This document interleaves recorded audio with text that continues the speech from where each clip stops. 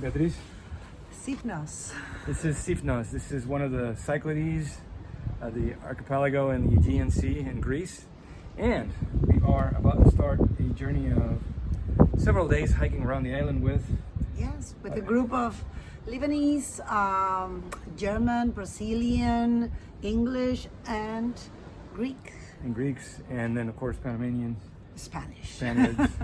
Well, this is a map of the island of Sifnos and town of Apollonia, which is right here. And so the plan for the next few days is we're going to hike from here along this trail over to Panagia Tosonero, which is this temple here. And then from here we're going to go around this mountain on this trail and then hike up here to Prophetis Elias, which is the temple that's on top of that mountain. Then spend the night there. Then we're gonna head down this path and then we're gonna hike over to a village on the coast over here, the southwestern coast, which is called Bathi, and spend the night there. And from there we're gonna hike over to this place over here, which is called Platis Yalos, and I think we're taking one of these trails, it's either this one or going down over here to the beach and then up. From here, we spend the night there as well. From here we're gonna hike over to Faros, and from Faros we're gonna go over to Castro, and from Castro we're gonna work our way back to Apollonia. And then we probably still have a day or two spare to do more exploring, maybe up in the northern part of the island. So that's the plan. Good morning, Beatriz. Good morning. So we're now in downtown Apollonia, and we're going to start our journey to Panagia Tosonero. That means the Virgin of the little pool of water, and that is a monastery somewhere. And then from there we're going to hike to another monastery, and then yeah, it'll be like 15 kilometers. More or less 7 hours. 7 hours, okay. Yeah, perfect. Let's go. So we've done this much of a hike right now. They tell us it's like halfway, and we've done maybe 2 kilometers from Apollonia, which is that white village up there in the distance. And then we're now at this church, which is Saint Eleftherios. And let's go into the church and see what's inside.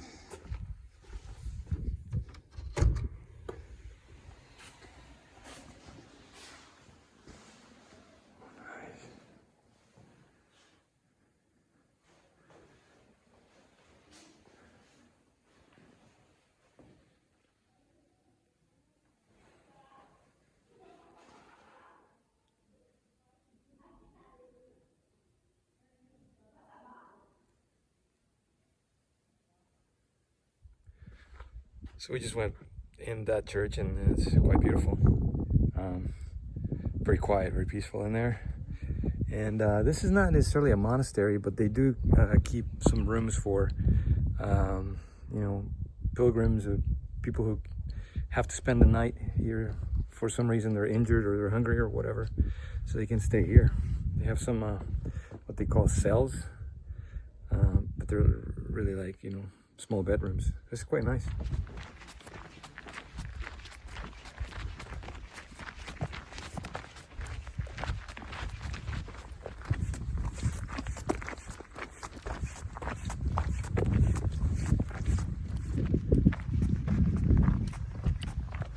Here we just arrived at this mountain pass, and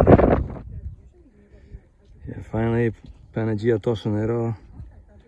Yeah, church right there. Let's just have a look. So here's a sink, and there is a spigot here, but there's no water. It's 1:45, and we've made it down to the beach down at Tosonero, which I think I already mentioned it. It means little water. I was expecting to find a trickle of water down here, but it's all dried up.